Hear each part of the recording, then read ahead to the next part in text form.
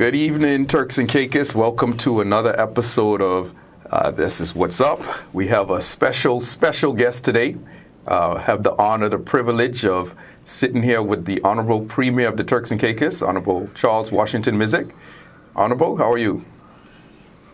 I'm good, feeling good, full of energy, and working hard and focused. I'm feeling good. Good. Well, I want to start there. You say you're feeling good, full of energy.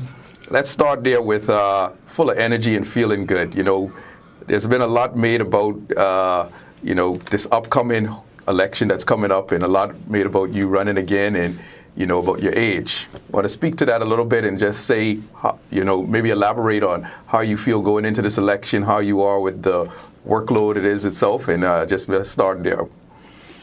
Do we want fresh, vibrant, productive, progressive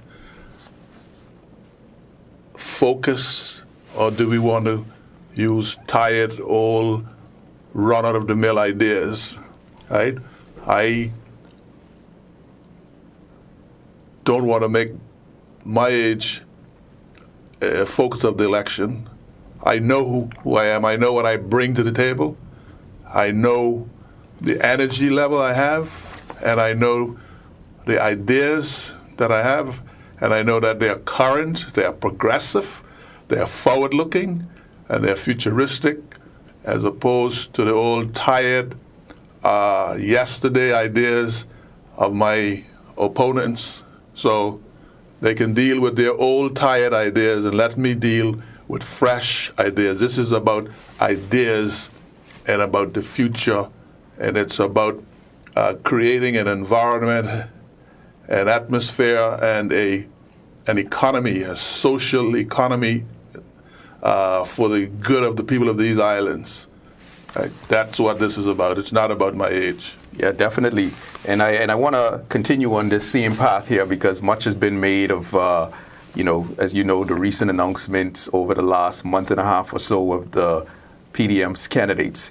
Give me a little bit of what you think of the candidates just from a high level. I mean, obviously some new faces. How do you feel about the opposition side coming into the, as we are in election season now? I don't know. It's fair for me to comment on their candidates. As I say, I discuss ideas, not people so much. And so what I want to focus on is what big ideas and projects that the Progressive National Party is working on, and what is our vision for these Turks and Caicos Islands. It's a saying that small minds discuss people, great minds discuss ideas. And so I like to put myself in that latter category. So I'm here to discuss ideas. Of course, I am happy to, where it is warranted, to critique positions and to show that the Progressive National Party and its team is superior to anything that the opposition could bring on. And I can demonstrate that and speak to that any day. Can wake me up in the middle of the night and turn me on my head. I can speak to that. Definitely. Well, I don't want to let you off the hook. I know you don't want to speak directly about it, but, this show is about getting out things for the people and for their ears. So I want to bring a scenario to you. You're the leader of the Progressive National Party, the Premier of the Turks and Caicos Islands. You are one of the 5 at-large candidates in the last election and would be an at-large candidate again in this upcoming election. If we look at the PDM candidates, their leader or their current leader is not running at large. He's running in the constituency. Tell me, how do you feel about that being the case that the last 2 elections set a precedent in which each leader of the party ran at large and allowed the full voters to have a say on who they're voting in as Premier of the Turks and Caicos? Tell me, how do you feel about that, about the opposition not putting themselves out? Well, I think you have to look at the machinery of both parties. And they approached the Progressive National Party as a far more democratic outlook to the selection of candidates. And we are, I think someone who's been in politics as long as the honorable leader of the opposition has been should feel confident enough to run at large, because at the end of the day, as the premier in waiting, should he be successful, he should not be afraid of taking the risk and running at large, because the premier of this country, in my view, should be able to demand, or rather command, the respect, the admiration, and the support of the majority of the people across the islands. And that is a risk if you are not prepared to take. Then that shows that you lack confidence, and that you don't believe that you demand the confidence and the trust. And trust is a big word. So let's go on to that. So, I wouldn't want to put words into your mouth, but it would sound like if he were to be elected, if that were to happen, it might be illegitimate in some ways. No, it wouldn't be illegitimate. He would still be, the electoral process allows him to run any way he wants to run. Got you. But I think there's something called, there's a public square, and the public opinion matters, right? And I believe the public will feel more comfortable and more assured if you have someone running to lead the entire country, that they should in fact seek to get the support of the entire country rather than a single constituency, and one that traditionally has been extremely safe. To me, that shows that, first of all, you're extremely risk averse, right? And you don't trust your own ability, your own confidence to be able to appeal to the hearts and minds of the majority of the people. That's what it says to me. Yeah, and I know once a great citizen of the country say you got to be big, right, to run at large, right? Well, you have to have, let me put it this way. You look like you was going to say something special there. You got to have what? I was going to say you have to have broad appeal. Okay, great. I thought you was going with another B. No. Broad appeal, Definitely. But I don't want to take too much time on that part. I want to pivot and get to some of the matters that I know the country wants to hear about. Let's start first with national security. There's been a lot of bomb threats as of late. Of course, we know crime has been something that's always been a concern of the citizens. You sit on the National Security Council, as well as the governor who chairs that council, the commissioner of police, the deputy governor, the deputy premier, I believe, is privy on that as well, and the minister of immigration, I believe, is privy on that as well. Can you speak a little bit more about what the administration is doing, in conjunction with the UK, the governor, to make sure that we shore up these national security threats, and maybe just speak to that a little bit, especially the most recent ones, the bomb threats that we've been having? Let me say this, that Turks and Caicos is a small place. And of course, any extraordinary threat or any extraordinary event of a negative nature would reverberate across the islands because it would be something entirely new. And so it is not something we ought to get comfortable with. But this sort of a bomb scare happens multiple times in big cities and not so big cities.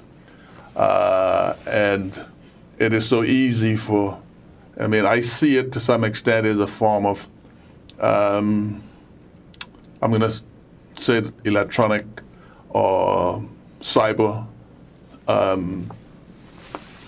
terrorism. Right? And I think we have an idea where the origin of this has to do. The origin of this has to do with TCI enforcing our laws, right? And we are under intimidation. We're being intimidated, or there's an attempt to intimidate the Turks and Caicos Islands to act in contravention of its laws and in the favor of persons who have broken the law. Our laws are not written in lead pencil, so every time someone gets peeved because a decision is made based on the law, we can't rub it out and write something new. There's a process. What I would like to say, I think the whole bomb scare that happened here, I believe it started here. There was one or a couple in Bermuda, in the BVI, and I believe as far as Montserrat and even Jamaica. So it just shows you that the ignorance of the persons who are threatening about these bombs have no idea. They obviously think the whole Caribbean is a contiguous landmass, or everybody is under the same government, or I don't know what, but it just demonstrates the ignorance of the persons behind this. Feel they can threaten and the entire Caribbean into oblivion, or into submission rather. But TCI is a civilized, a liberal democracy, and we have laws, and until it is appropriate to make amendments to our laws are our laws, and we have to adhere to them, and they can't, what is good for the goose has to be good for the gander. Definitely. And it's really that simple. Now, as it relates to the term of imprisonment, sort of a compulsory, as it will, term of imprisonment for the possession of firearms, that has been around, the concept has been around for a long time.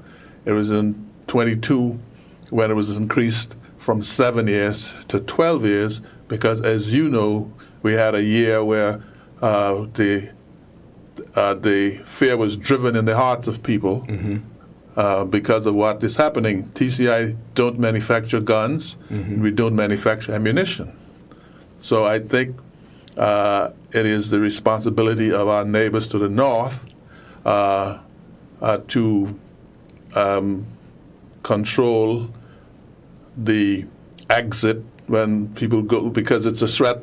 If people allow it to get through with metal objects, Definitely, on an aircraft, then anything could happen to that aircraft in flight to its destination. Yep. Right? I think it says a great lot about our security people at our airports. Agreed.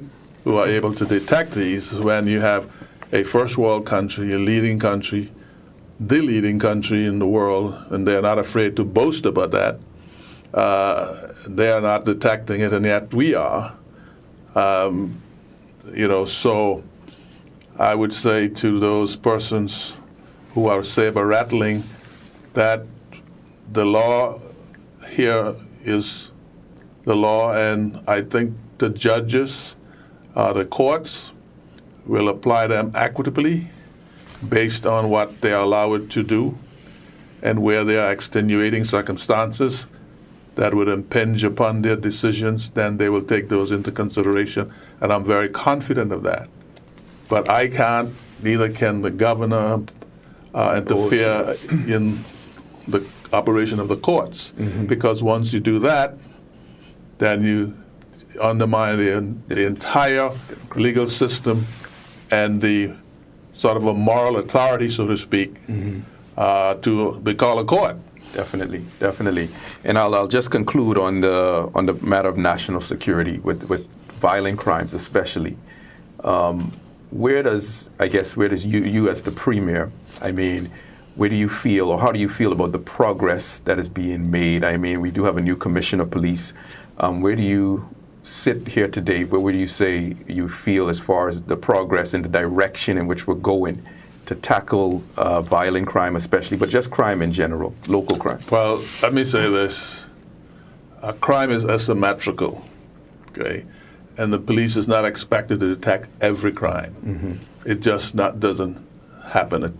It's unrealistic to anyone to expect that. It's even unrealistic for anyone to expect the police to be at the scene of every crime when that crime is taking place, okay? And I do believe that the detection rate and the response to crime in this country are improving. There are certain things that needs to be strengthened. The court needs to be strengthened both in terms of the infrastructure, the physical infrastructure, the number of courts, the staffing of the courts, the whole judicial system, the justice system, including the construction and the development of a detention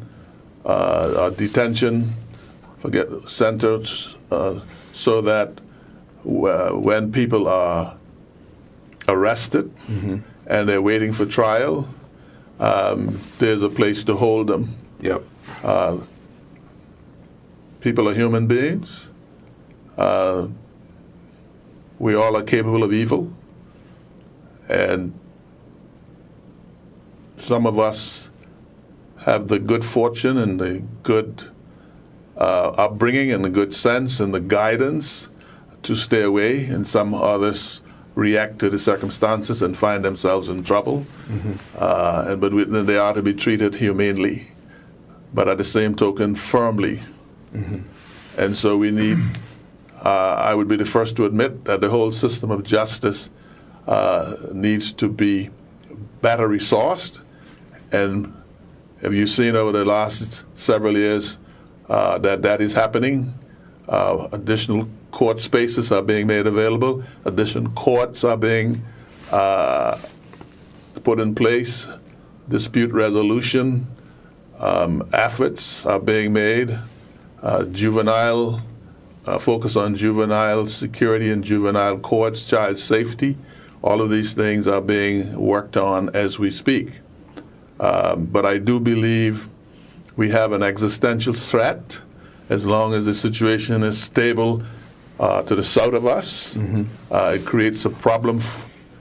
So we have invested in strengthening our border force. We're invested in a series of boats, armored vehicles, looking at the development of our system of police stations, including mobile police stations.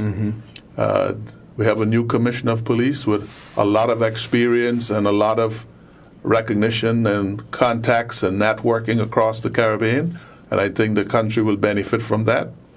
The UK has provided and continues to provide detections, assistance, firearms training, surveillance equipment, and such the like. And I would be the first to say that more need to be done. They should be doing more. I've made this very, very clear to the Foreign Commonwealth and Commonwealth Office, and continue and will continue to press the point, because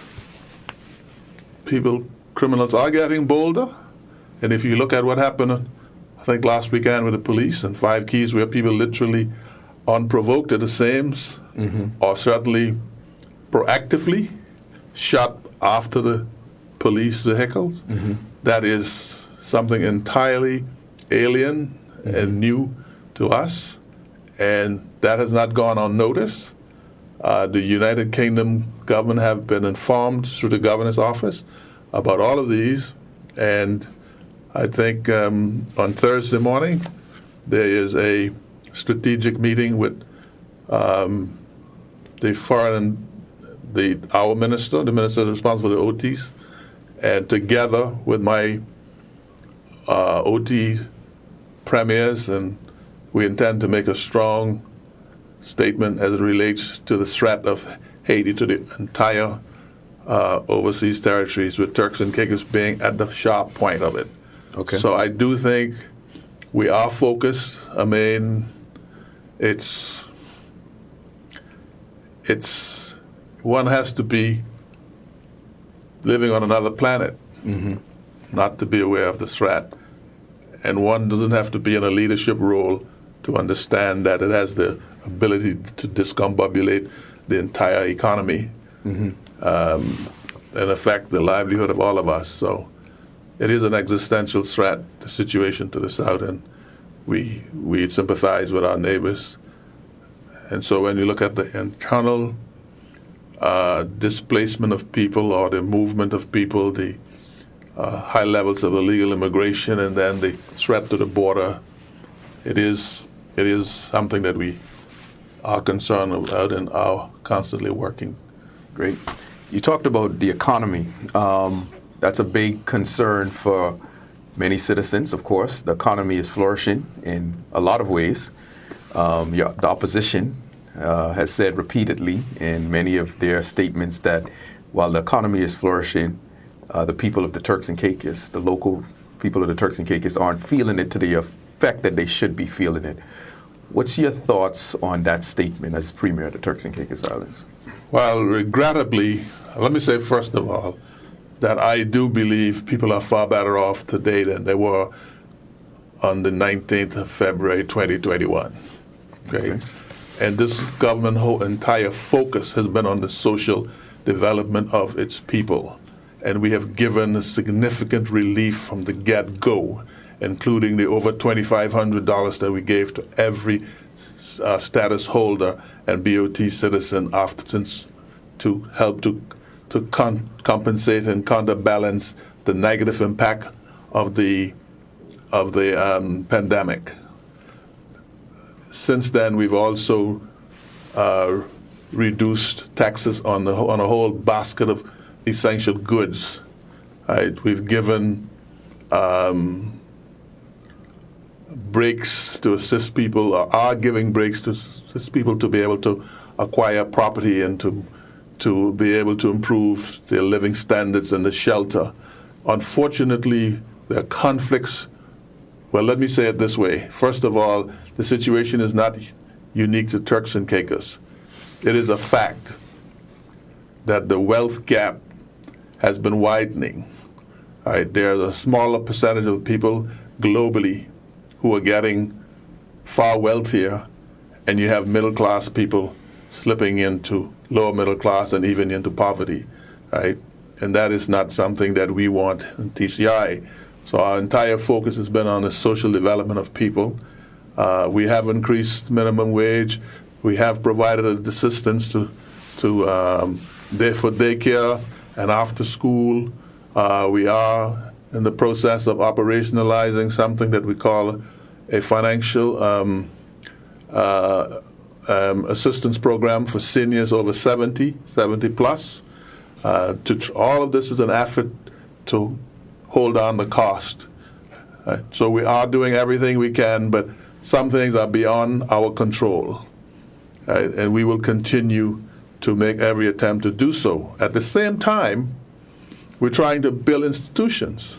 Mm-hmm. We're now in the process of operationalizing a credit union, which every Turks and Caicos Island and BOT citizen have in February, when we presented the budget in 22, mm-hmm. was given a $500 was set aside to operationalize an account starting with $500 for everyone. Mm-hmm. And once that comes on stream, that will be updated as to the minute it comes on stream.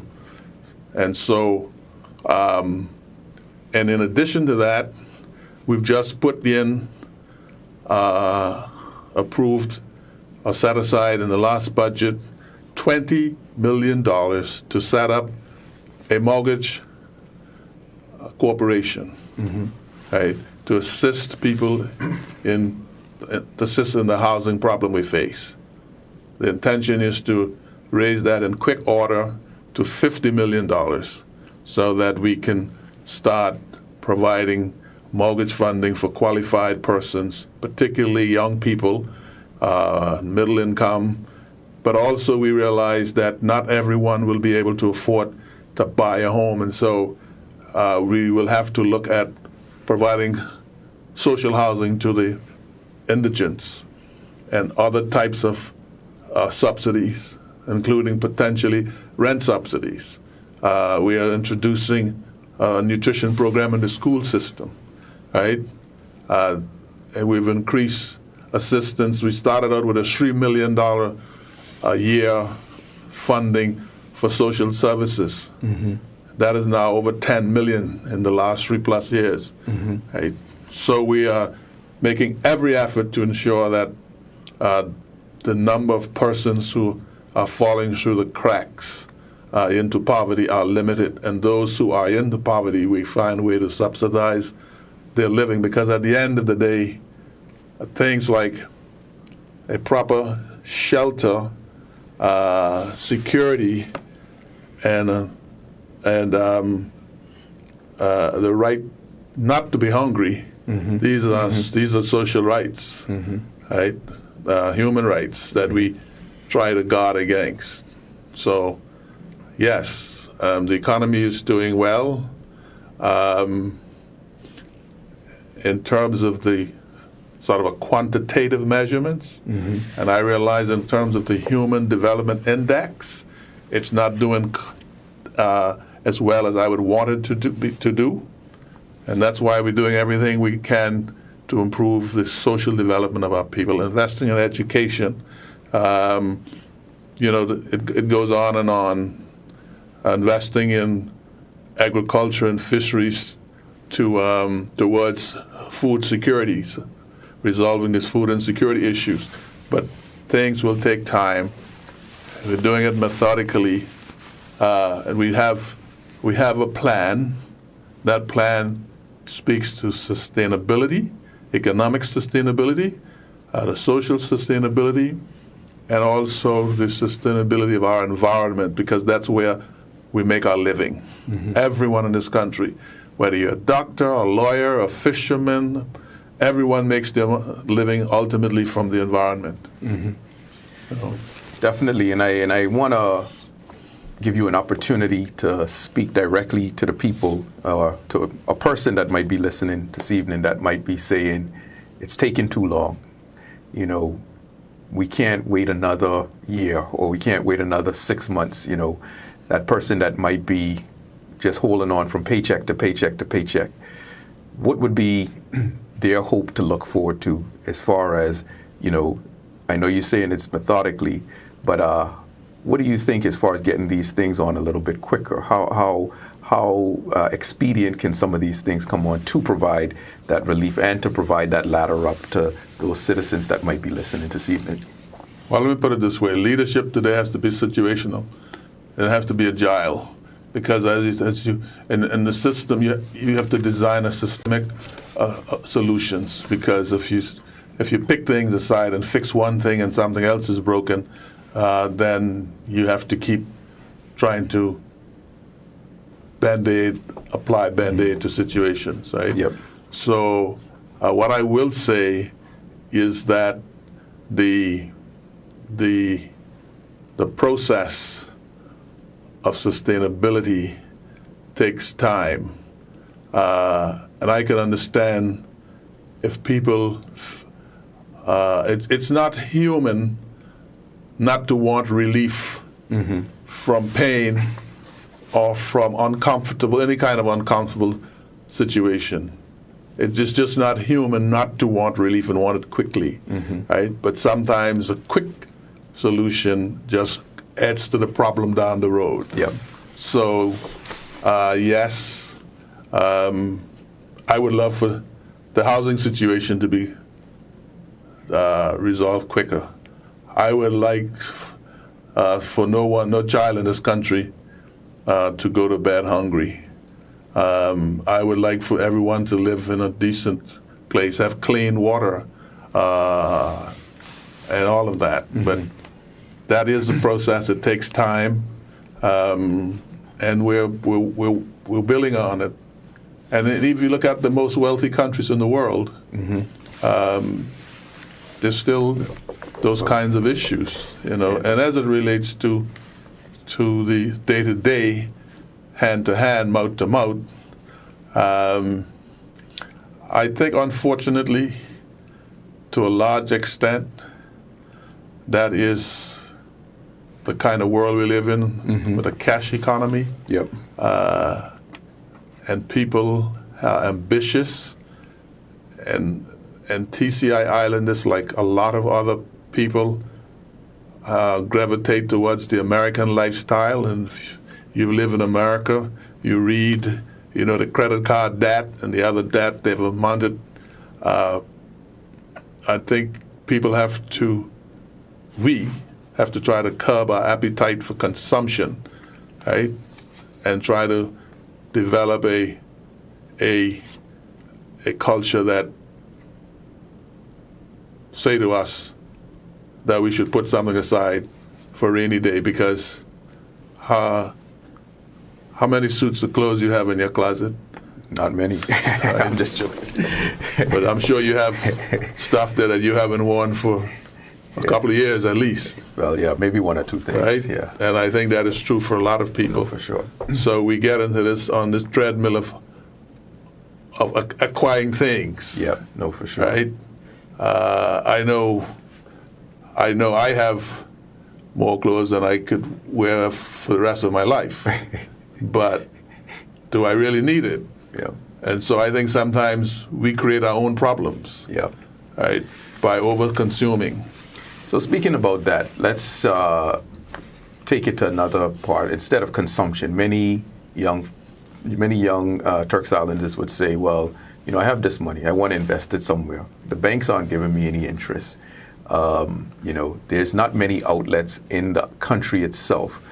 You speak about a credit union, and that might be one avenue to possibly earn some interest or to have some investment opportunities. What else is the government doing, or you could speak to, that either is on stream now or something that is in the works, like you did speak about the credit union, that would allow a person to say, hey, instead of going to buy a next suit or whatever, I'm going to take this money and put it in an investment opportunity per se?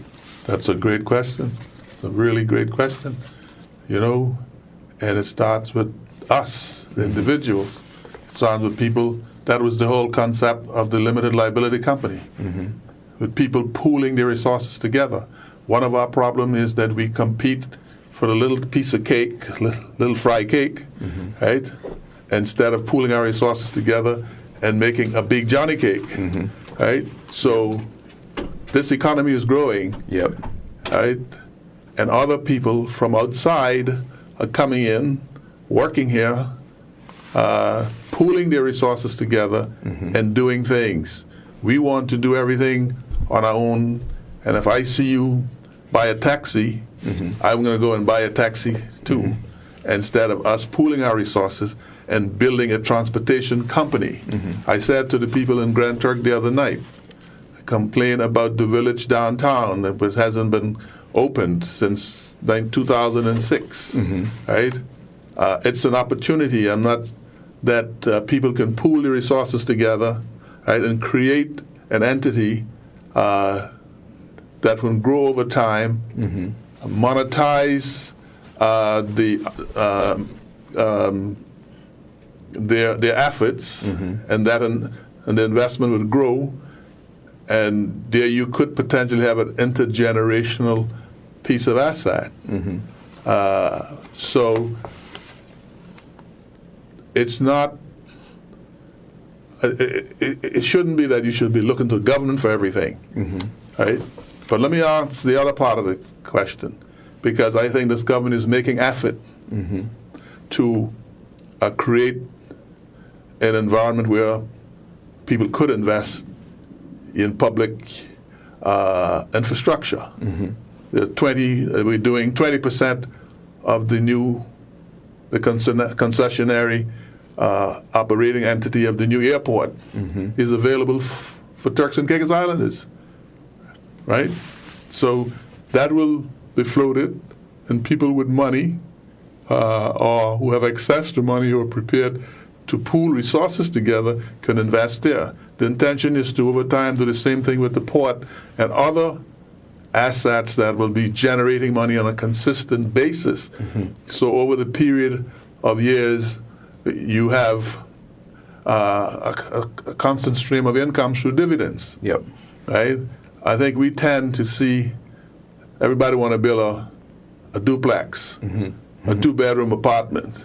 Why don't we pool our resources together and build a hotel? No, that's true too. Right? So I think we are our own worst enemy. We don't trust each other, and so and we want to compete, right? And so we keep our little small fry cake, right? That the risk of losing it is great, rather than pooling our resources together and baking a big Johnny cake, the slice of which is bigger than the fry cake itself. Definitely. So I think we have it within ourselves if we stretch our imagination, put together systems and internal controls, so that we could invest together, right, and prosper together. Look, I mean, I don't want to say this, but I'll say it anyway. The Haitians in this country who we ridicule, they're doing it. You know, they are working hard, and they're doing it, and we are complaining. We get that they're doing well, right?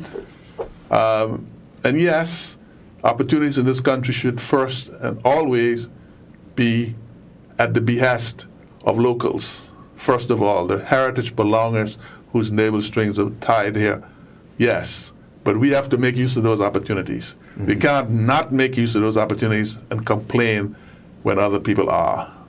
You know, I just want to be frank and honest with people, okay? I mean, I'm not a wealthy person, right?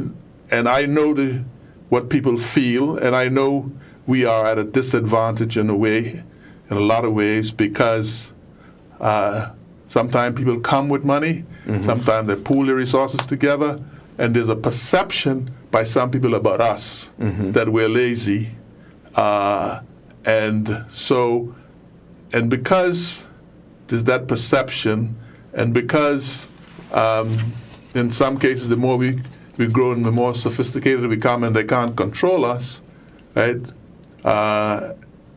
There's less likely that they would want to assist, and that. But the credit union is meant to be a step in the direction where we can start focusing our attention on domestic capital formation, right? And unlike what has happened in the past, the credit union will have deposit security. Yep. So you know what that's about. For sure. So we have to build these fences or guardrails around our institutions. Yep. To protect to make it easy for our people, first of all, have opportunities, to make it easy for our people to take use of those opportunities.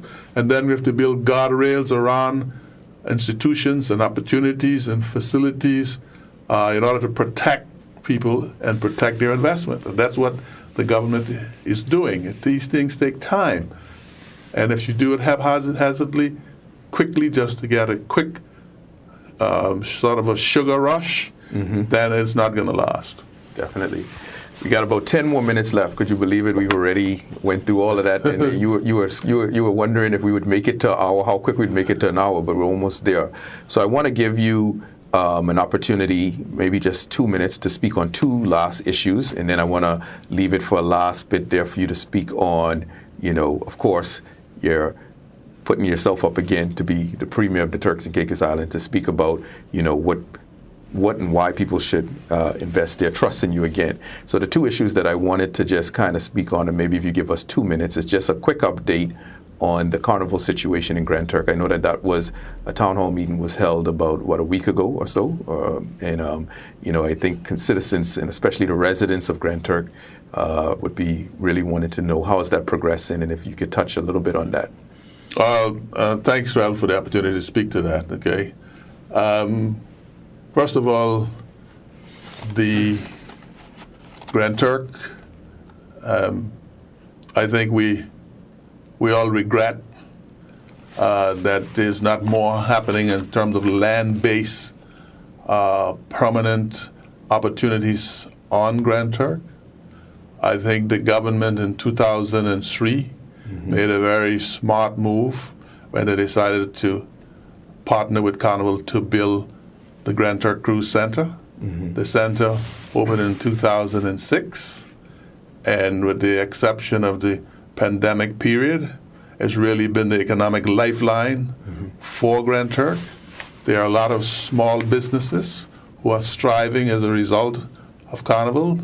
There are, and I believe partly because of the lack of other opportunities, there's been a security problem in the port for a long, long time, perhaps even from the very beginning, and it's gotten worse.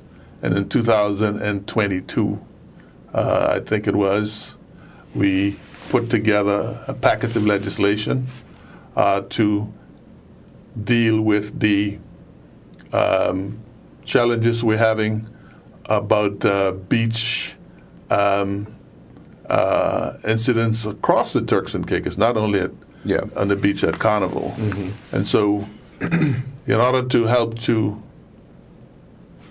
bring order to the situation and to secure the quality of our guests' experience, and also to ensure the legitimate enjoyment of the beaches by our own people,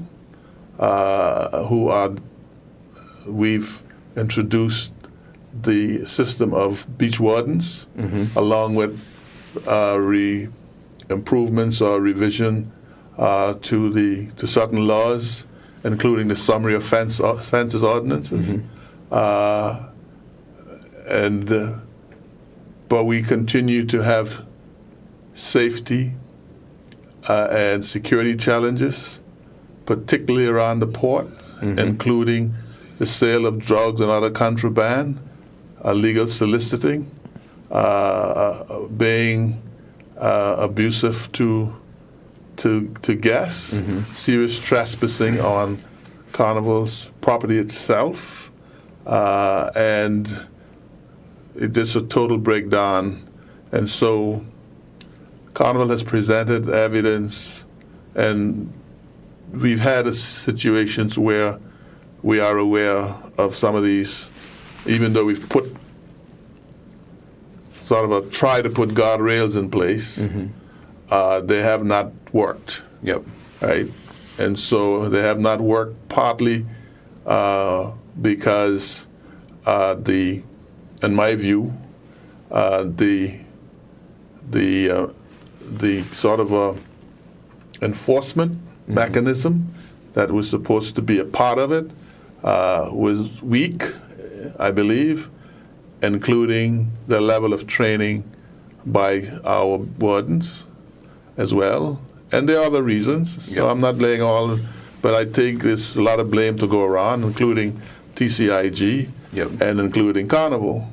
And so as partners for over two decades, and the benefit of the cruise business to Grand Turk, we have to solve the problem. Carnival complained. We had a meeting with them. They've laid their demands out. They had said that if they were not met, they were prepared to pause their call into Grand Turk, which would have had a devastating impact on the economy there. So of course, we looked seriously at their demands. Not all of them, in our view, were correct, or because we did make a lot of efforts to meet the challenges.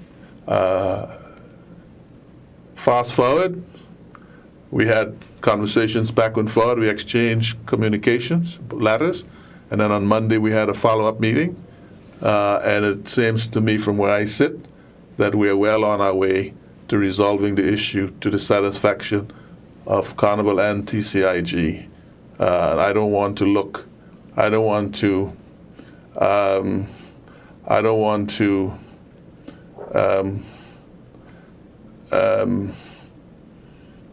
preempt the results, but to me it looks like we're well on our way to having maintaining regular service, and also making sure that the security situation is improved.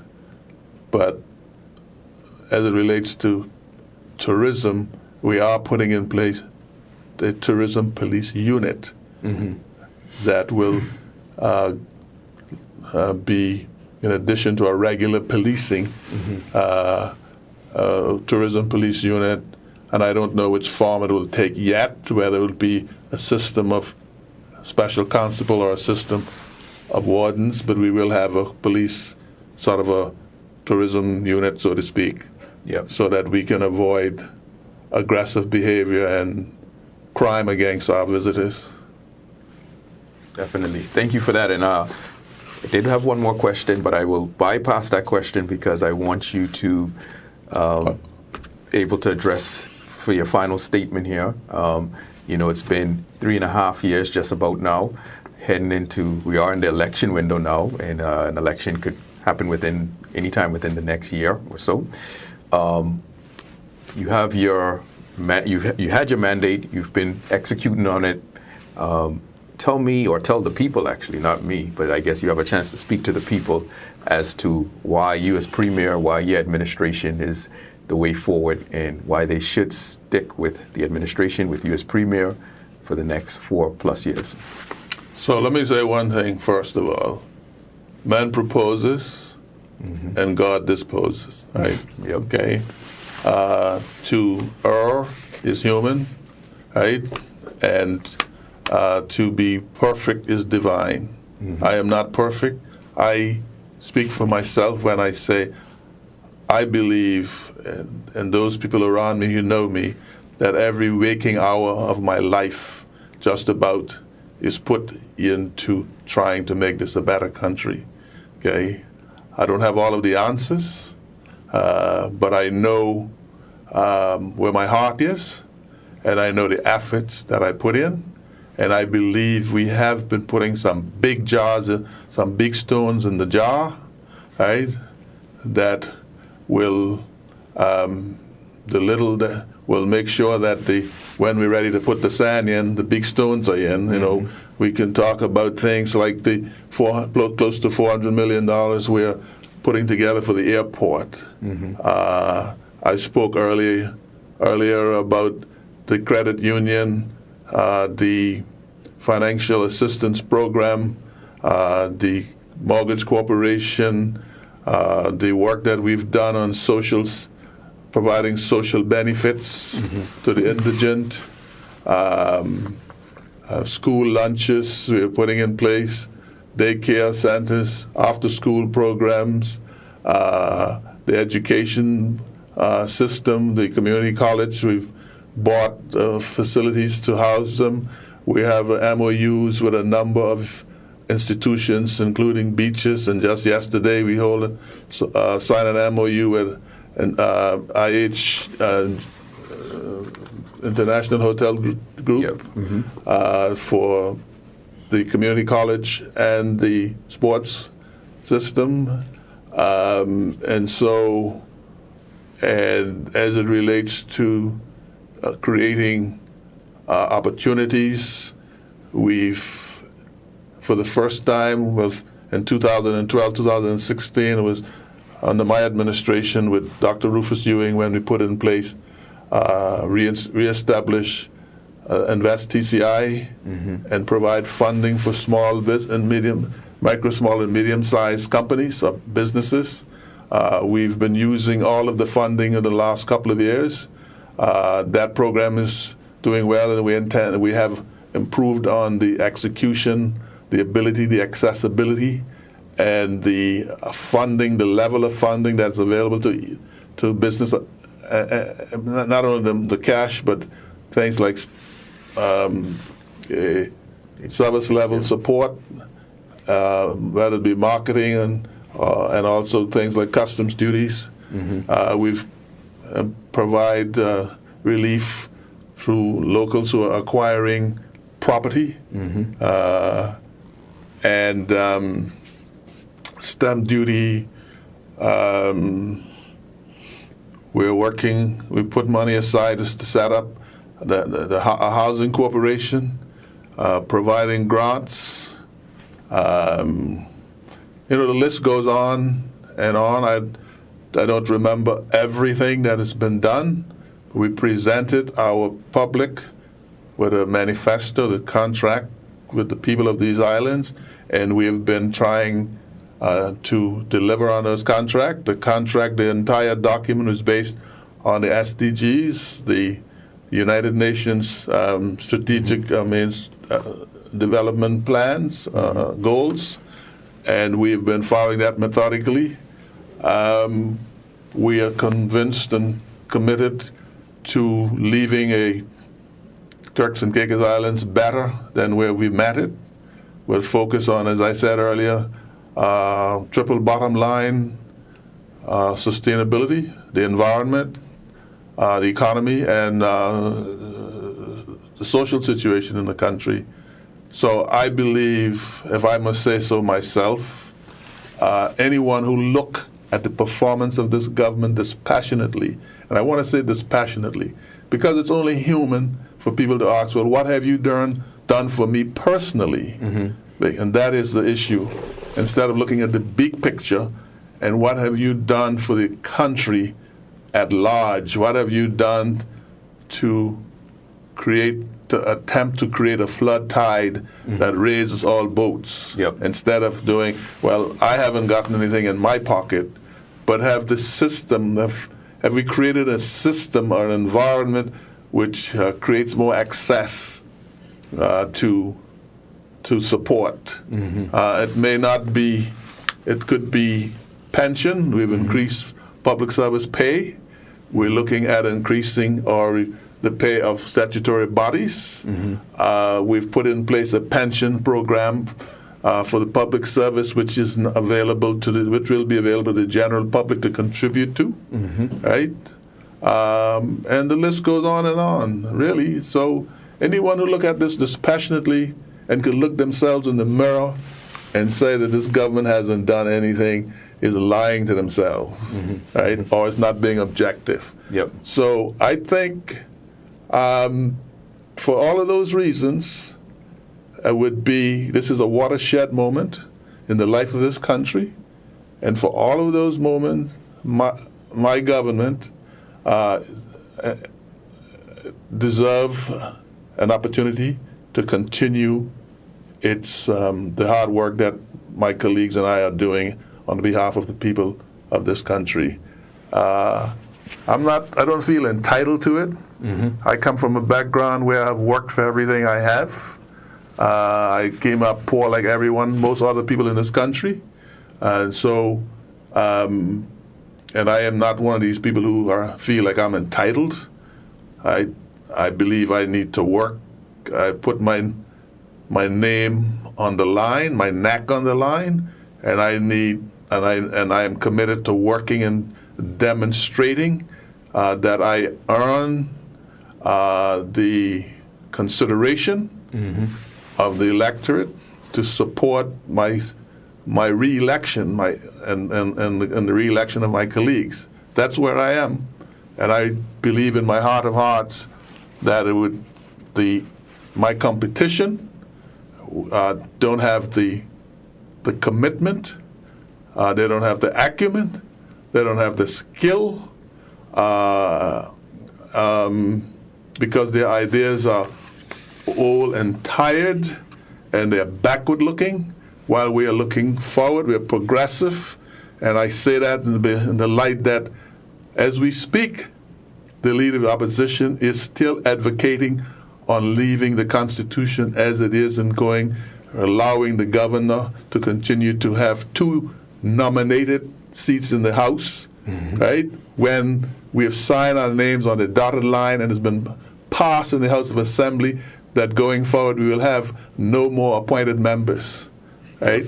And that adds to his fear of running at large, right? Back to where we started.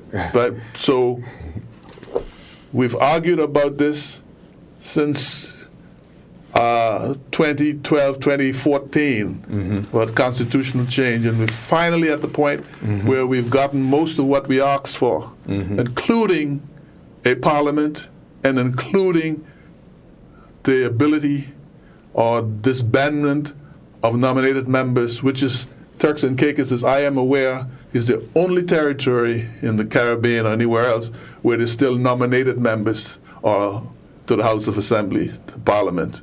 And yet that is what the leader of opposition is advocating for, even when he and his team sat around the table with the UK and with the PNP and my administration and agree to do away with nominated seats in the House. And he's advocating for that.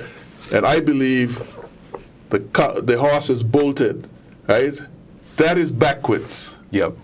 You can't, with one mouth, lambaste the British and behave as if you are interested in being liberated, and then in the same minute want to hold on to old tired ideas, the colonial past. We are making steps, step by step, moving closer towards a time when we will be able to be entirely free of anybody dictating or sharing responsibility and power with the people who Turks and Caicos elect. And they want to stay backwards, or move backwards in that direction. If that is what Turks and Caicos is looking for, then we're in really bad shape. Definitely.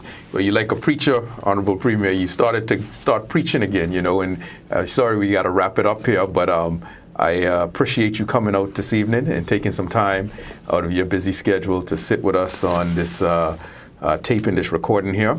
I hope that the public has been able to gather enough information or some information. I think we probably need to do a part 2 to this because, you know, speaking to the Premier, there's so many things that I know people want answered and questions that they want to ask, but, you know, in that short hour or so time, you know, we can't get through everything. But I want to just say once again, thank you for everybody for tuning in. Honorable Premier, it's been a pleasure, and good luck. Thank you. The rest of the way.